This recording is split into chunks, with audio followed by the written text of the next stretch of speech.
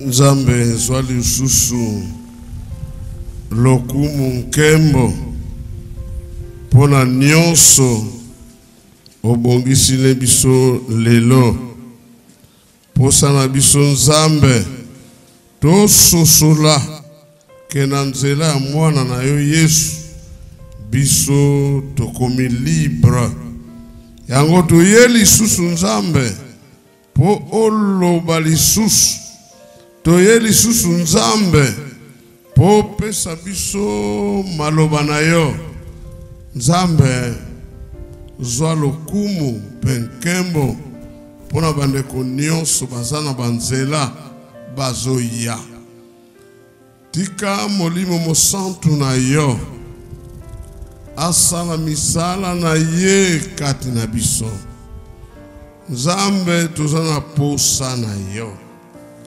Nzambe yaka lisusu kolobela biso ezala lokola masapote me Nzambe loba poto sosola yo malamu na nzela ya boyebi na yo Nzambe nde tokozwa lobiko pe tokozala bansomi.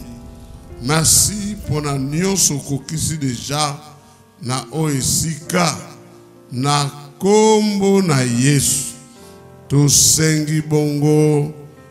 Amen. Vanda bien-aimé. Alléluia.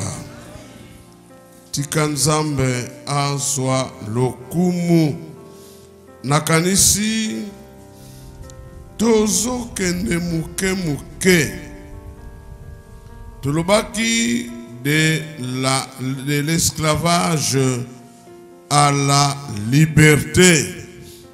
Tokomaki na sous-thème pour totalisa na libota na Nzambe que le chemin de la liberté c'est Jésus-Christ de Nazareth. Yesu yende akomisaka biso libre. Elobi tomonaki qu'il n'y a que Jésus qui peut nous libérer. Makambo nyonso mosusu oto yebi ekoki ko libérer biso te. Totangaki finalement Romains chapitre 6 verset 6 et mutuna na biso qu'est-ce que Dieu a fait pour que nous devenions libres. Nzamba sala nini? Tolobaki tangu yake na kuruze akendaki nabo moina biso ya kala. Nzamba bakaki yango na kuruze. Et ce vieil homme était réduit à l'impuissance. Donc azana ye me pona mwana na Nzambe muto yamba Yesu na bomoi na ye lokola mokonzi pe mobikisi na ye mutu wana ya kala aza lisusu na nguya te. Et le corps instrument docile du péché il a été neutralisé. Alléluia. C'est ce qui fait que masumu eza nango na mokili ezali d'ailleurs comme belé eko bakisama. La Bible nous prévient que plus tozokende plus bango pe bazomata. Mais malgré cela c'est sans effet na mutoyo azana Yesu na ye. Alléluia. En pratique tout le monde qui na Ephésiens 4 21 à 24 yokana no maloba na Nzambe ndimela yango bongo motoyo ayamba maloba ya Nzambe ya solo akoyekola akozwa instruction pona kolongola kazaka ona ya kala. C'est dépouillé du vieil homme. Mutu wana akomona kenzambe na nzela maloba na ye pe molimo mosantu abongoli mayele na ye. Nzoka nde soko zwi mayele ya sika okomi pe mutu ya sika. Même dans cette vie, si vous changez de mentalité, okomi mutu mususu. Et kuna baebisaki biso que vous connaîtrez la vérité et la vérité vous rendra libre. Alléluia. Oya yebi ya solo Yesu akokangama lisusu te na système ya Satana. Akozala suna boloko te. Pongo na suka tolobaki se revêtir de l'homme nouveau. Mutu ya sika bongo mutu wana asalemi na nzela ya maloba na Nzambe. Maloba wana ozoyokaka ondimi yango molimo santo atalisi yango penza. Tango tosi yango tiango na misala bien-aimé okokoma mutu na sika. Alléluia.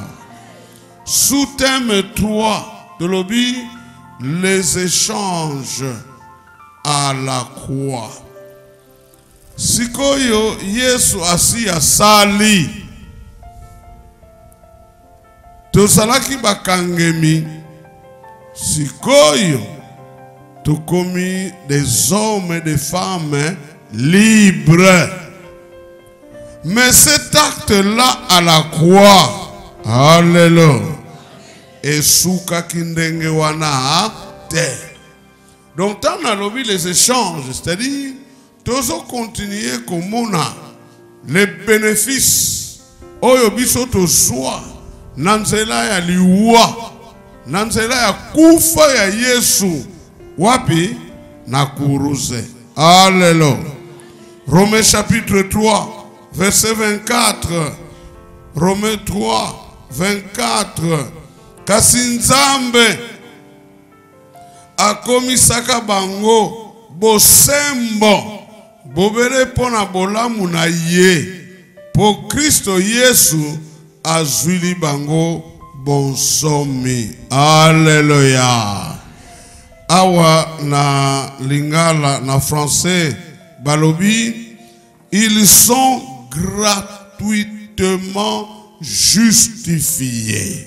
Alléluia. Ils sont comment? Hein? Gratuitement. Ce sont des grandes bénédictions que biso bana Nzambe esengeli toyeba. Lokola Kristo alekaki na kuruze, bien-aimé, à la croix de Golgotha, il a fait un don à tout le monde. Alléluia. Quel est ce don-là? En français, balobi, la justification. Alléluia.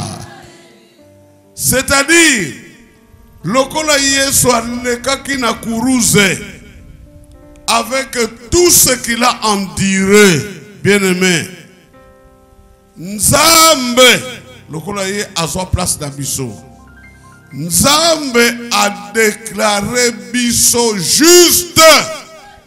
Alléluia. Il nous a déclaré comment? Hein? Juste. C'est comme une décision du tribunal. Parce que Yesu a sali mosala na ye. Il s'est sacrifié pour na yo, pour na nga. Et Dieu nous a déclaré comment? Hein? Juste. Alléluia. Alléluia. Ça, c'est une grande bénédiction. Alléluia. Alléluia. Nous sommes comment? Justes. Déclarés justes. Ça c'est très important. Mutu ayeba yango. Bon, la justification ne dépend pas de moi. Alléluia. Et ça dépend de nangaïté. Mais ça dépend de notre sacrifice. Ya Yesu na kuruze. À cause de ce qu'il a fait. Alléluia. Dieu nous a déclaré comment? Hein? Juste. Alléluia. Pour Yesu apesa bomo inaye. Pour Yesu andimaki. Azwa place na biso. Et Christ, le voilà qui place na biso. Il a mérité la punition de Dieu qui nous était réservée. Bisonde to salaki masumu ngai na yo. Mena bolingo na ye bien-aimé. Azu place na biso. Quand vous lisez la parole de Dieu, vous savez que Jésus n'a jamais péché. À rien. Mais ngai na yonde to kuya na masumu. Et banda kuna nanzela Adam et Ève. Mais le kola yé alinga qui a sa place na biso. C'est-à-dire que nyonso oya biso a récupéré yango. Et nzamba bi oui, tu es qualifié pour na ozwa etumbu. Et il a mérité la mort. Alléluia. Maintenant, acte wana, Dieu nous a justifiés. Alléluia. Lokola azwa qui place na biso. Donc, makambo nyonso ya mabe. Oya biso. Yesu azwa yango. Alléluia. Parce qu'il a pris quoi? Ma place. Alléluia. Comme il a pris ma place, c'est-à-dire, il nous a donné.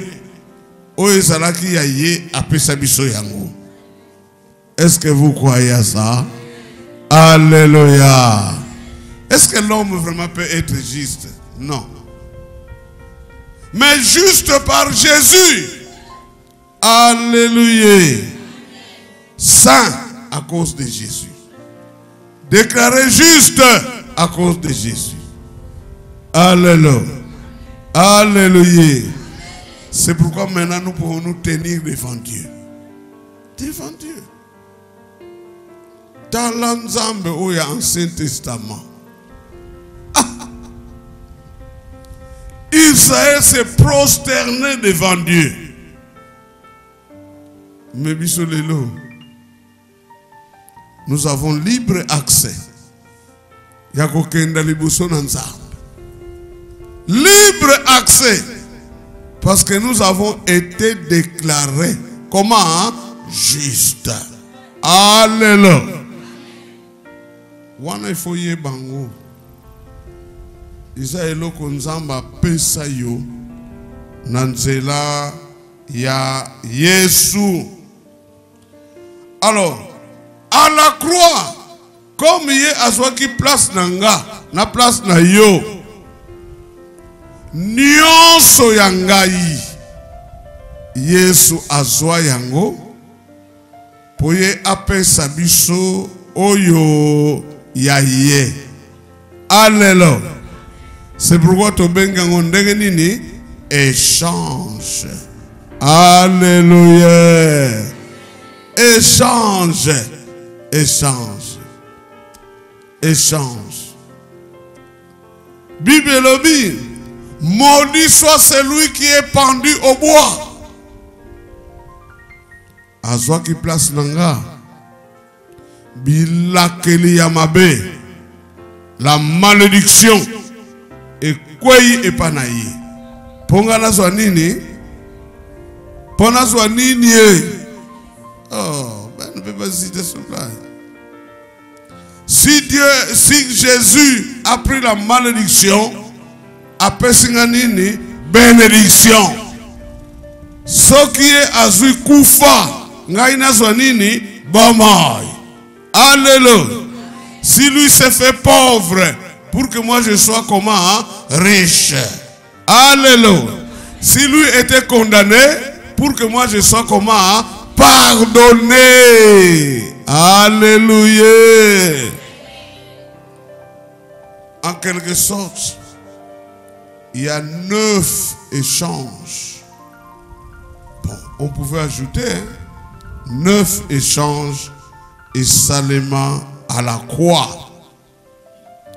Vous savez, tangu Yesu azalaki na kuruze, il était là. Koto batu bazo finga, batu bazo chiola, batu bazo pesa ba commentaire, batu ba méditer lelo bomonaki. Ya kelele di o soki nzamba linga kaye, mais asunga yeko po akita. Les gens se sont moqués de lui. Parce que Jésus-Christ est homme. Allah tanzo tonabiso. Batba sakanaki na ye. Batba buakele basoi. Batba salama kamba ndenge na ndenge. Balati siye koti ya njube. Ipu ya batsende. Koti sana intu. Menga kena kubima. Bamebaka intimo supply donc un roseau. Ba roseau y a que ba plante que pousse que mingi le long des rivières, ba place que fertile. Ba simbi sa ye yango na loboko pona ko chela tiola ye. Kabola bilamba na ye et beaucoup d'autres choses auto yebi. Mais à la fin, pendant que Azaraki na kuruze, il a fait 7 déclarations. Alléluia. La déclaration wana ezana kotonda na ba signification ebele.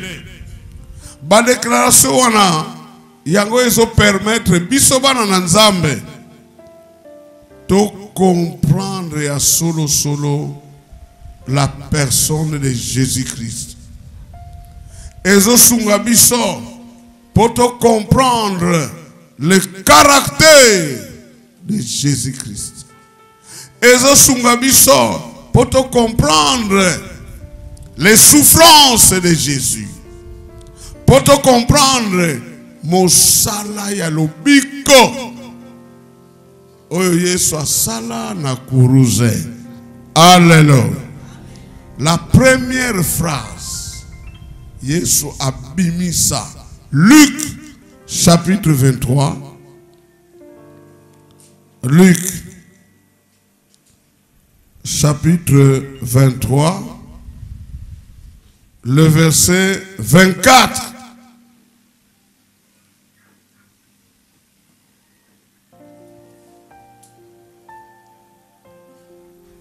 Non. Luc 23, le verset 34 au lieu de 24. Luc 23, 34. Natangi na lingala. Yesu abondeli boye tata limbisa bango po makambo bazo sala bazali ko sala bayebi yango te babeteli bilamba na Ezeke pe bakaboli yango. Alléluia. La première déclaration à Yesu, Père, pardonne-leur car ils ne savent pas ce qu'ils font. Alléluia. Premier échange, c'est le pardon. Échange ya liboso et salemana kuruze. C'est quoi? Le pardon. Le pardon. Le pardon, bien-aimé. Omoni Yesu à mon passe. Il a subi une violence impitoyable. Naba soldat romain. Excusez. Bakanga ye. Bamema ye na jugement. Ba tribunal les a belé. Excusez. Ba beta ye. Ba sakanela ye. Il a subi la torture morale. Fin de compte, aleki na kuruze. Tulubaki balatisa ye ekoti ya nzube. Bamelisa ye soki vinaigre soki nini. En principe, Jésus avait droit à réclamer pour makambo nyonso basala ye. Mais balobaki comme une brebis. Bazomema ntaba meme. Bazomema na abattoir. Aloba eloko moko te. Au contraire, en tant que Dieu, akiko senga batwana nzamba beta bango fimbo. Il pouvait faire des déclarations, il était Dieu. Mais au contraire, Christ a dit, yango wanate. Il leur a accordé quoi? Le pardon. Alléluia. C'est curieux. Heureusement, ils en ensemble. Abi papa limbi sabango. Pour makambo bazo sala ba yebi yango. N'est-ce pas? Ba yebi yango te. Limbi sabango. Père, pardonne-leur. Au moins dit pardon oyo. Et l'inko l'accepte. Nzamba boyi na ye. Keba soit etumbu. Parce qu'il a pris notre place. Alléluia. Mais pardon on a. Et ça là qui déjà n'a plan souverain yatata. Parce que vous savez natango nakala. Ezalaki bantaba bangombe me makila ya bantaba na ya bangombe ezalaki capable te pona ko effacer masumu. Alléluia. Alléluia. En d'autres termes, nanzela makila ya Yesu soki nzamba limbisi yo alimbisi yo ya solo. Alléluia. Alléluia. Lo bandeko basalia soko kei na livre de vie otala buzoba na yo nyos oyo sala na 1980 na buku wana il n'y a rien parce que Dieu il efface nos péchés. Et deux, il fait quoi? Il oublie nos fautes. Alléluia. Tala. Nzambe oyo ayebi nyonso. Ayebi ba souvenir ya ba vie na biso wuta mbotama. Avant même la naissance. Mais pour le péché, à cause du sacrifice de Jésus, alléluia, il efface nos fautes. Il oublie nos fautes. Quelle grâce. Alléluia. Alléluia. Vous savez, même nous, en tant qu'enfants de Dieu, mais ce que tourne ma bénion soba salanga, je peux vous dire que notre temps à l'école primaire, makambo tel la salanga. Le souvenir Écoutez, là, ça bat. Et souvent, dans notre mauvaise manière de vivre,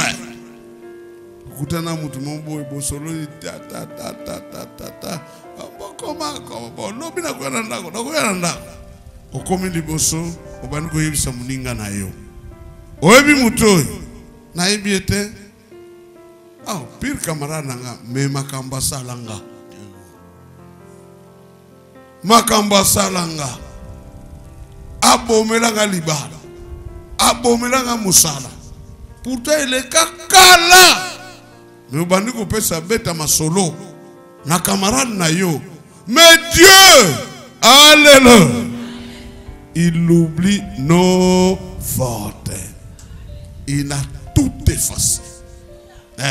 Tout effacé. Donc batmakola na biso bazana passé na biso. C'est pourquoi keba kobomba ka passé ya mutu. Oyebite makambeleka entre ye nanani nanzambe. Oyebite. C'est pourquoi keba ba jugement ya pamba pamba wa. Yebi oh nano hôtel. Ah akomanan. Oh passé na biso. Oyo. Ben mabundu wango. Voilà. Azaka na film Oyakala. Alors que cet homme-là, Dieu lui a déjà pardonné. Alléluia. Et Dieu l'a déjà déclaré comment? Juste. Alléluia. C'est pourquoi kebaka kumemaka ba passer à bateau hein. Kutana mutu mi tata yai. Yeah, musa avec un me changer que me tata yai. Oh, tala. Kebana yo. Alléluia. Ngekubwana mambo ya pamba. Dieu nous a donné la première phase le pardon. Natango nakala ezalaki makida banyama. Mais déjà la nouvelle alliance dans Matthieu 26. Matthieu chapitre 26 le verset 28. Matthieu 26, 28. Pambate o ezali makila nangai. Yangonde moto ezali kotia boyoka ni nakati ya nzambe na bato. Eko sopana po bato ebele. Bato boni ebele. Bazwa bolimbisi ya masomo. Alléluia. C'est ici mon sang, le sang de l'alliance, qui est répandu pour plusieurs, pour la rémission des péchés. Alléluia. Yesu avale karakuruze alobaki deja. Tala, na memi formule musus, bongo formule na ye na yango, esa formule ya makila. Makila wana, eko sopana, eko tanga. Awa, c'est avant de passer à la croix. Abi makila wana, ce n'est pas n'importe quel sang, mais le sang de l'alliance. Alléluia. Alliance. Donc alliance na yo na Yesu. Et ça alliance ya makila. Alléluia. Bato babara na kabasala kapenini alliance. Mais alliance bakoyoka na makambebele. Babi ono, simundumba, tout ça, badote, makamebele. Alors, symbole d'alliance, alors, kotibag na musapi quoi? Ah, banga ke loza kakondi yao, vula yao, loza yao, et puis les barres pe koufi nango, et puis na kana les barres nango, il n'y a même pas de fidélité. Mobala zo beta na gauche, moi ça zo beta na droite. Mon bobi zo yokanate.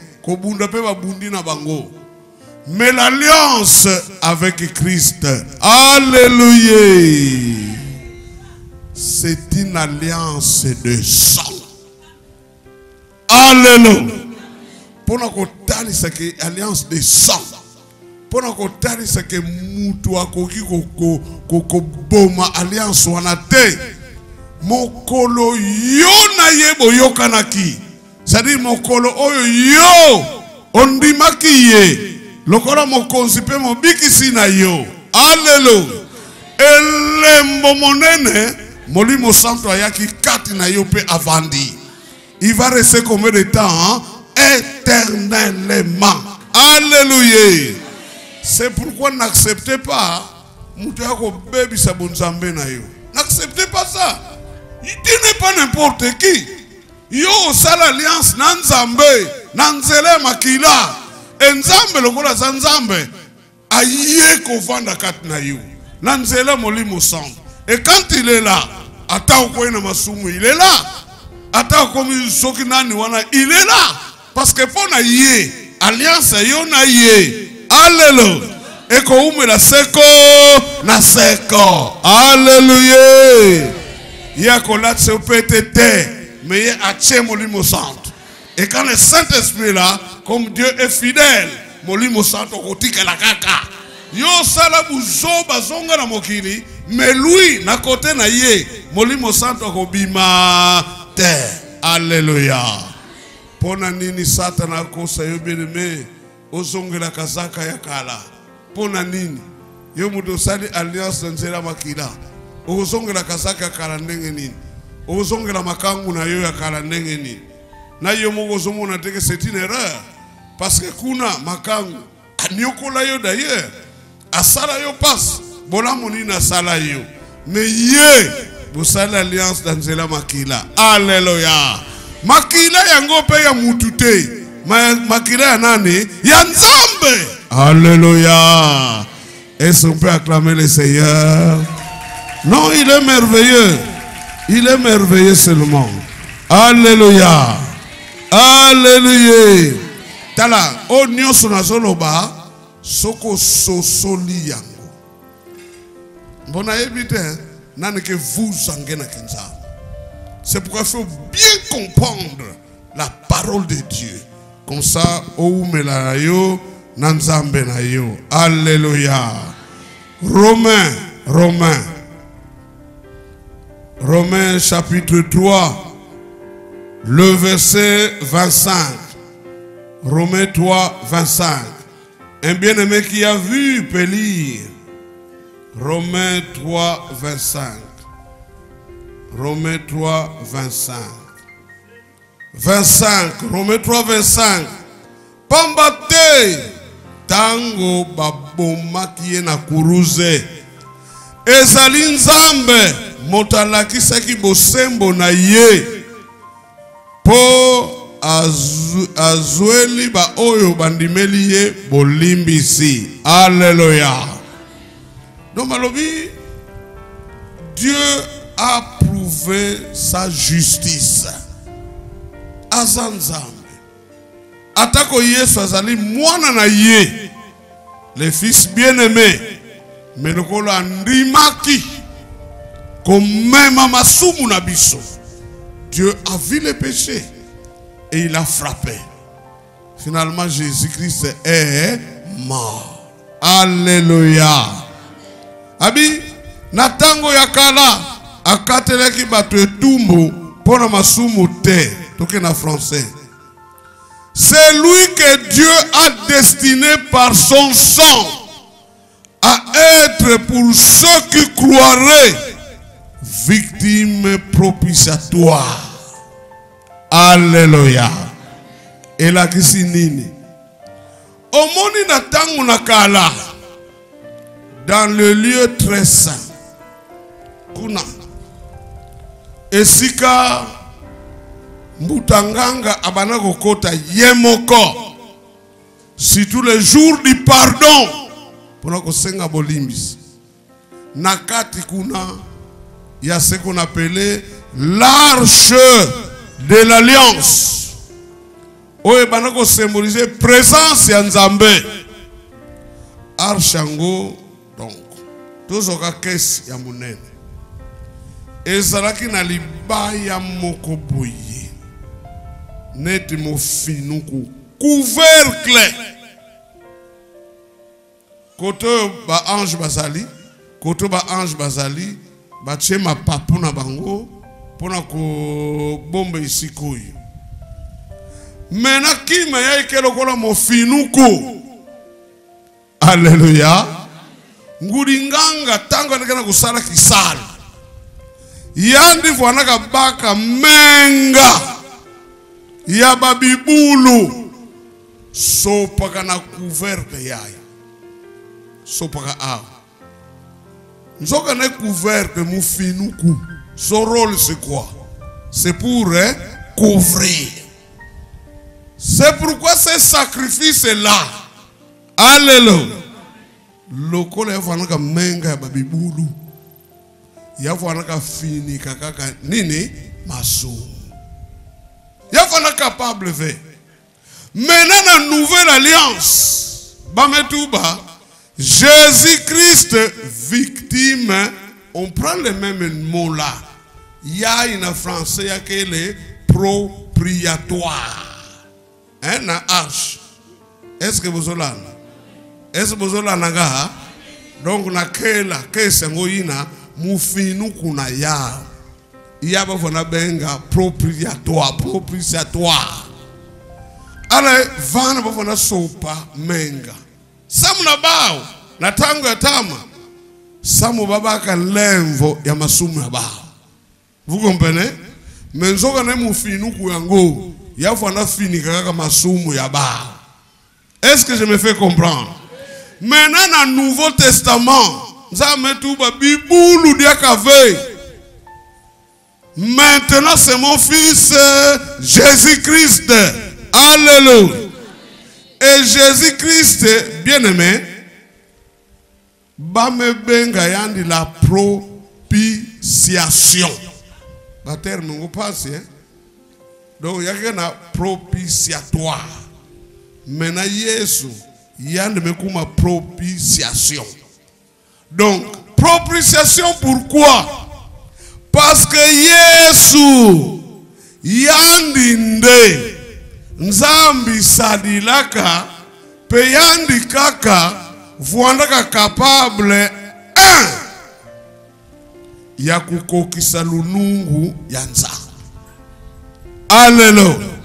Mutu moko te sur la terre. Même pas le Moïse là, rien. Seulement Jésus-Christ. Yandi kaka vuandaka capable. Yako kitisa kanda. Yanani? Yanzambi. Yandi kaka.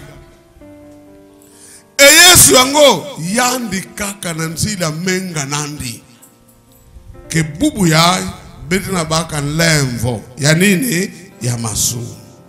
C'est pourquoi Awa, Paul Kenakubengandi, c'est lui que Dieu a destiné par son sang à être pour ceux qui croiraient. Lokola yonangai.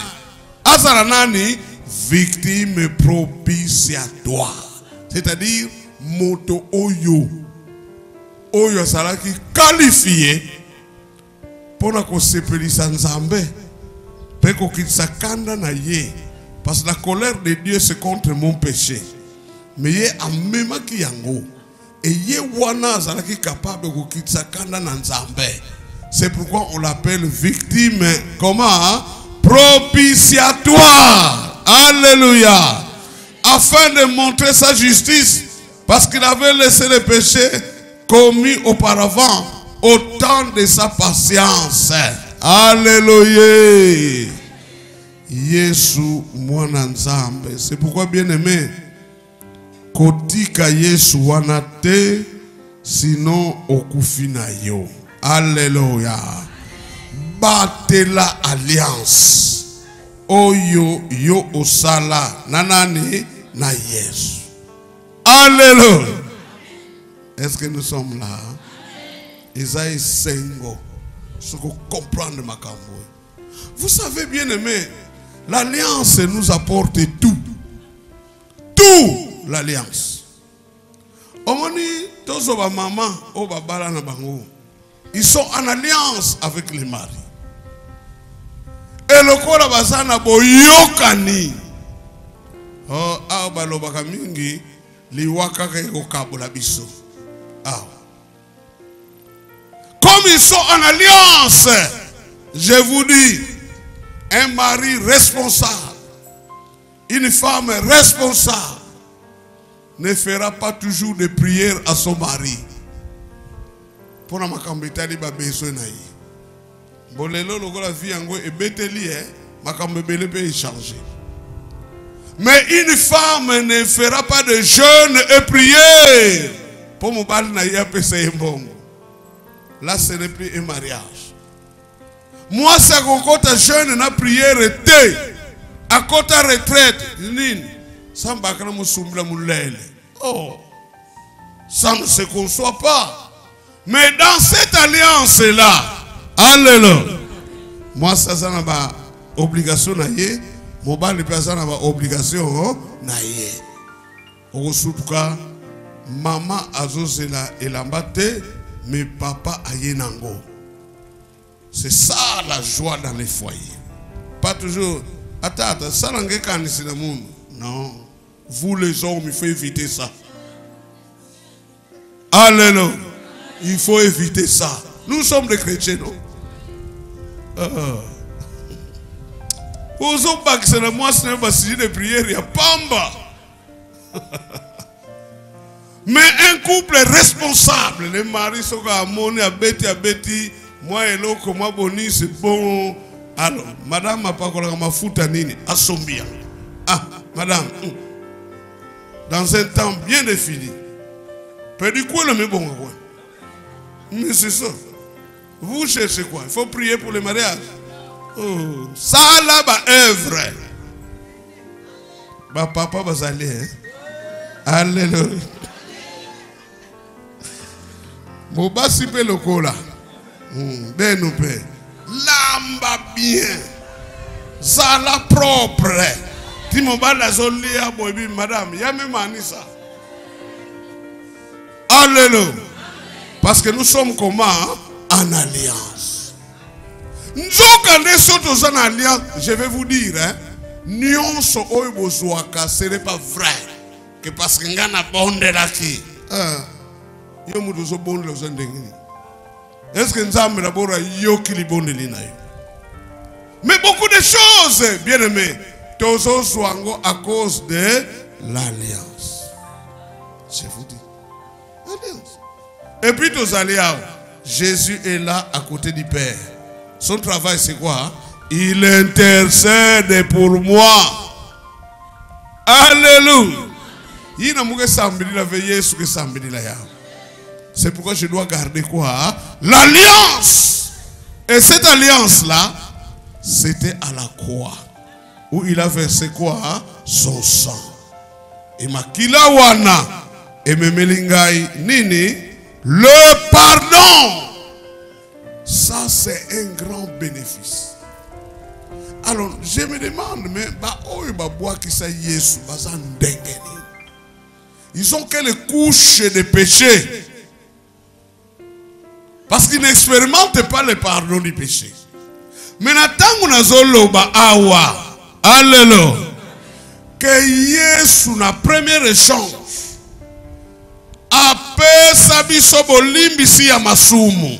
c'est-à-dire quoi?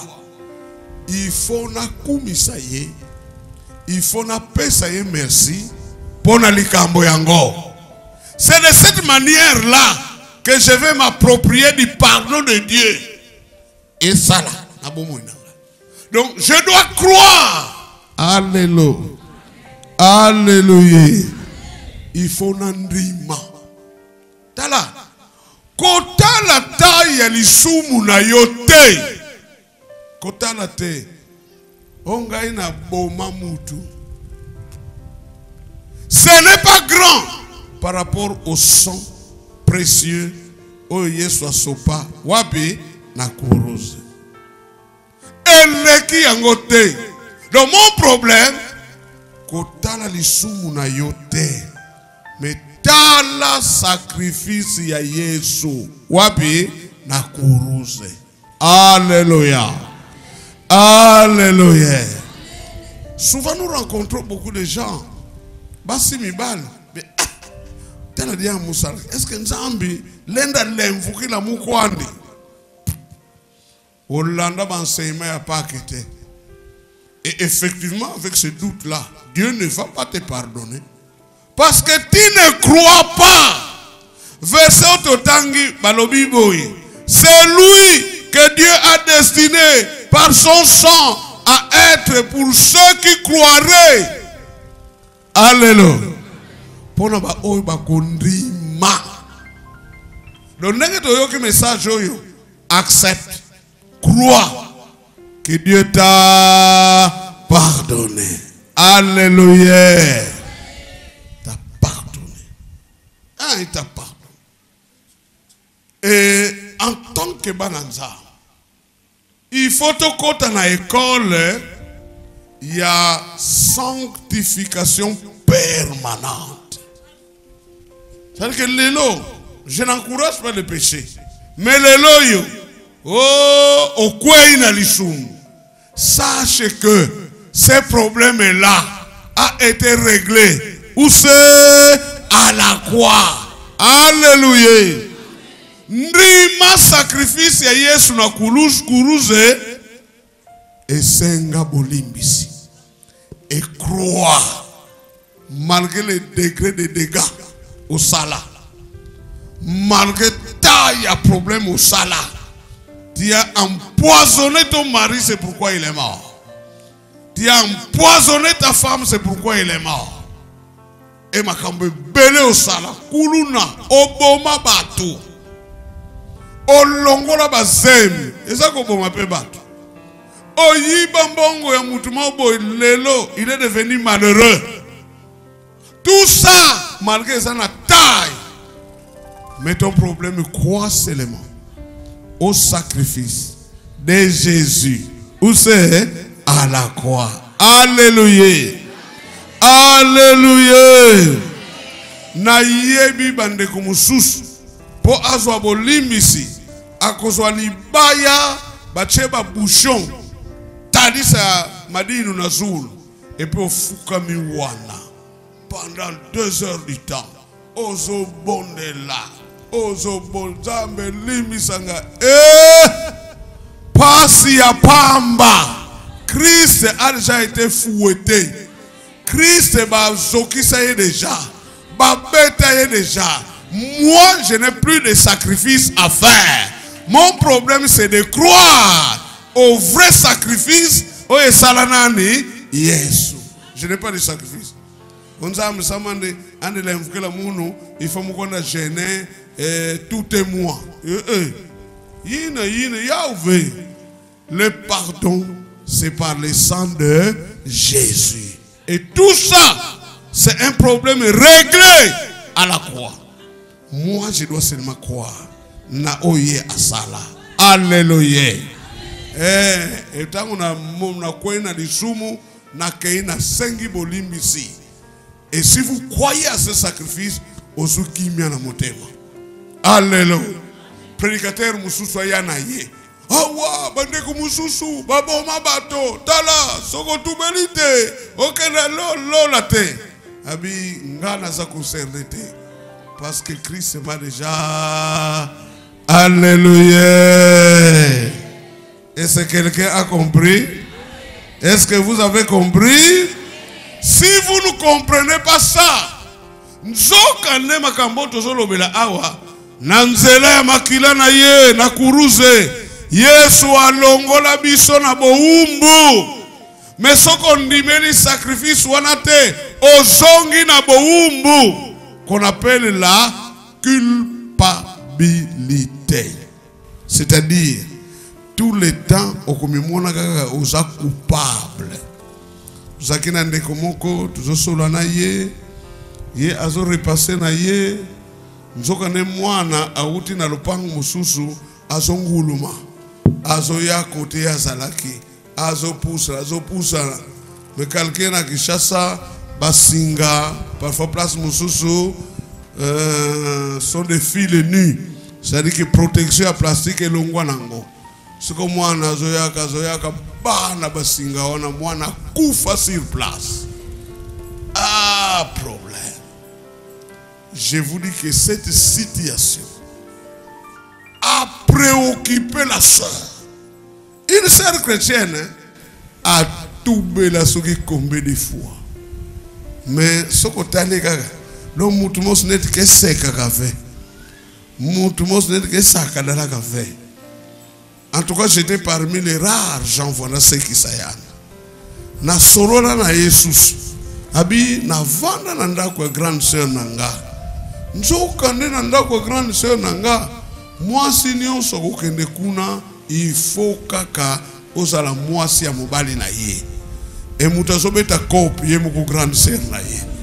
Siko ye kompona nzamba ke kuna grande sœur bitala soko couché na mobali na ngai te kuyaka suswa wate. Le plan était monté. Finalement, mobali ya grande sœur na ye accouché na ye. Deux situations. Malgré que moi nzamba mais je ne sais pas. Je ne sais pas. Soka bima na makambwana. Alors, échange même caractère na ye. Tous les jours même Koutou,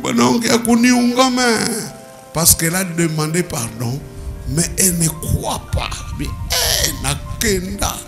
Il y a vis-à-vis, une grande sœur coach, Namobali na ye. Donc elle n'est que la ye. Donc pour na ye, c'est trop. Dieu ne peut pas nous pardonner. Alléluia. Tout bela. Attaque le tout bela. Crois au sacrifice de Jésus à la croix. Alléluia.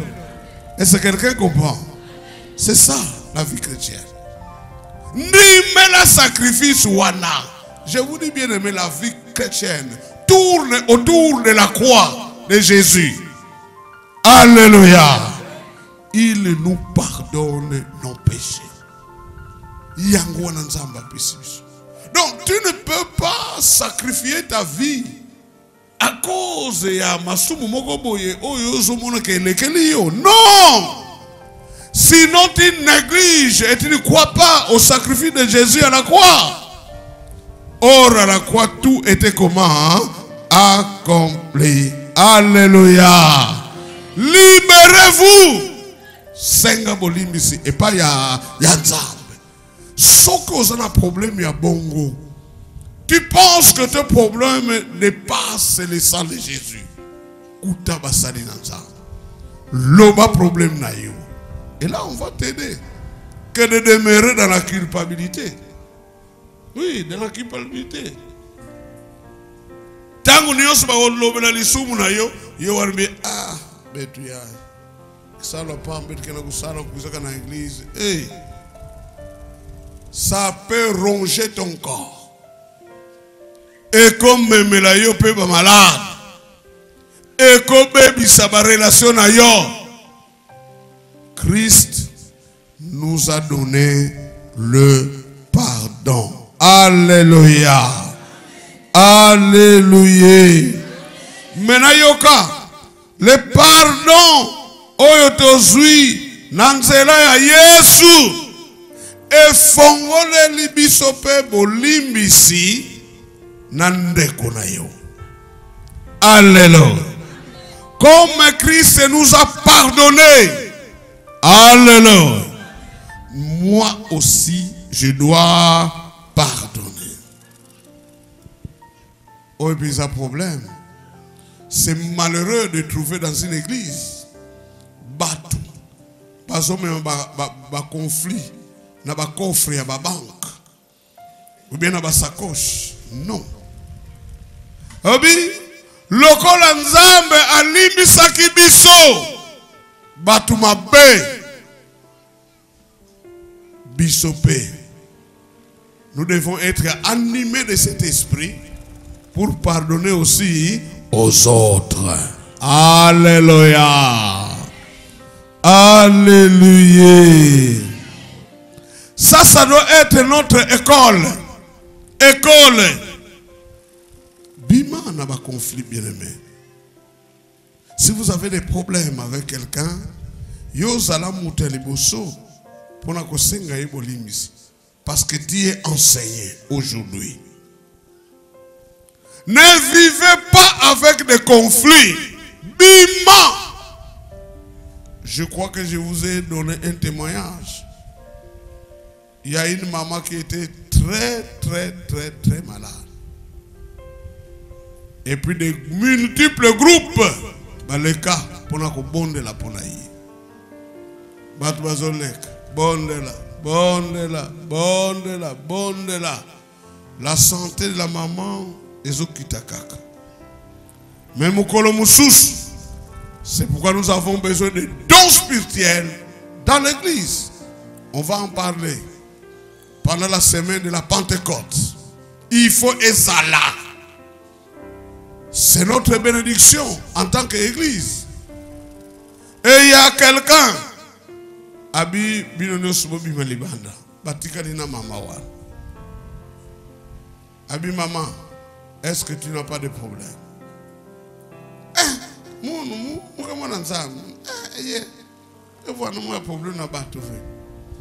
Souvent c'est ça. C'est ça qui nous empêche. Pour te bon sa relation à bisonavate. Bon ça n'a problème na mout. Mais tant que tu n'as mon problème na ya enlevé. Oh. Même beau te peux passer dans la souté. Ce qu'on vend kuna yo vendeli kuna. Il y a un problème. Parce que na kala bozala kindengo na te. Est-ce que ni problème. Frère, on a eu parole de connaissance. Abi avec maman telle. Abi justement. Omoni. Il y a des gens qui n'attendent que la prophétie. Alléluia. Yo moko yebi buzoba na yo. Mose la kaka prophétie bi manga nzambe na lobi ezana mama moko boye azana ranger ya kati mama molima moni yo makambo yo sali lelo enfin nzambe l'envoie l'amour. Mais tant que la prophétie ne te découvre pas, même à l'obéissance, c'est ça la prophétie, non? Alléluia. Et vous attendez quoi? Mengime vous anangé. Croyant que ton péché est caché. Mais révélation yango. Na mama tel. Abia justement. Mutu baka vana mavambo. Vana betke manisi na mamba bet. Mavambo. C'est quel verset ça? Hein? Mavambo.